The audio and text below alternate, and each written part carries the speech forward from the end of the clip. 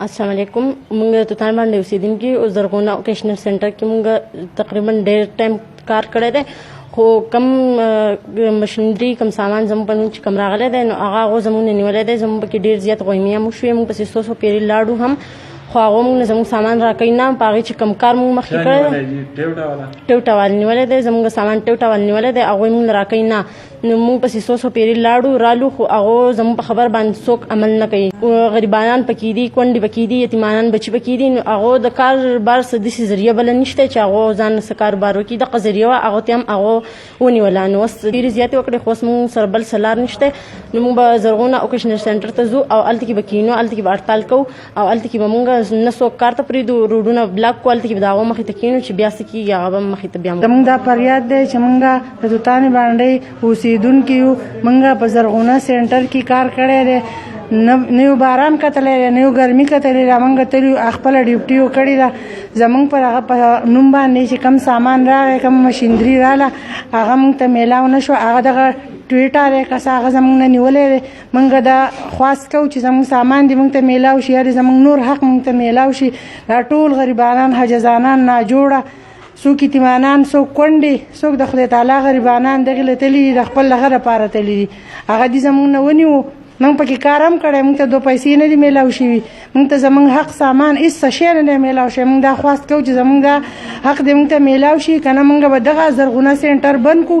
په هغې کې چې کومې استادانې دي هغه به دې له نه راځي. موږ به هم حکومت ته خواست وکړو چې زموږ پکې حق نشته، زموږ پکې څه نه راسي، زموږ دا نوکران دا هر څه دې بند شي.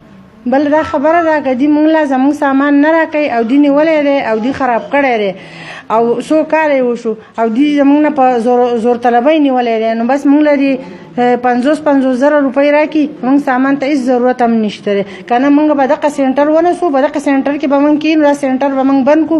موږ به خپل حق تپوس وکړو، اول د حکومت نه بیا د دغه خلکو نه. 50,000 به څه کوئ؟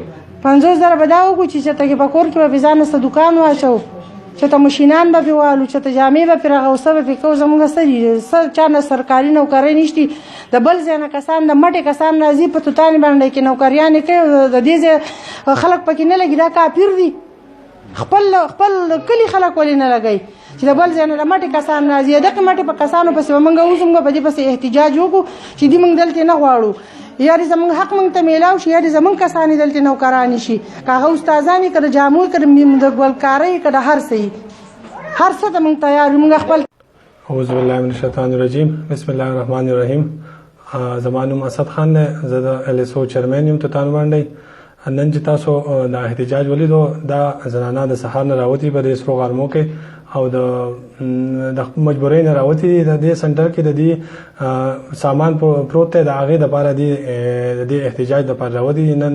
او بار بار په موږ پسې د LSO دفتر ته راځي، وایي چې زموږ سامان راکړئ. سامان موږ هغو ته حواله کړی دی، خو د ټوټه والا ته حواله شوی دی. موږ نه دی حواله کړی، خو ټوټه والا نیولی دی. دا سنټر اول زموږ و، ټوټه والا دا سامان مالن سات پروت په دې ځای کې. مطلب دا دی چې دې نه موږ سره دا د خبره وکړې څه ګټه وټه کېږي د خلکو له ورکوئ، خو موږ ته په ریټرن پام کې یا په څه کې دا سنټر دا سامان دې ته نه دی حواله کړی.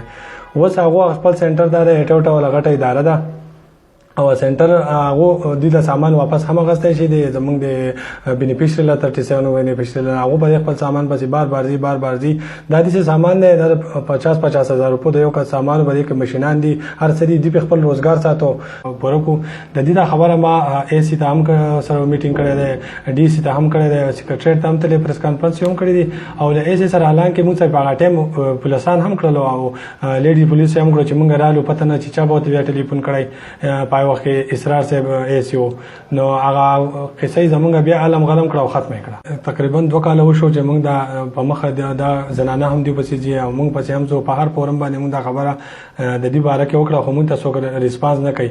نو اوس هغه هم راغلي، اوس احتجاج لږ ساعت مخکې و، هغه ریکارډ کو، هغه ویل که نور نه کېږي نو موږ به ځو او دغه سنټر ته به طالب وو که زموږ له څوک سرماته کوي او که هر څه کوي.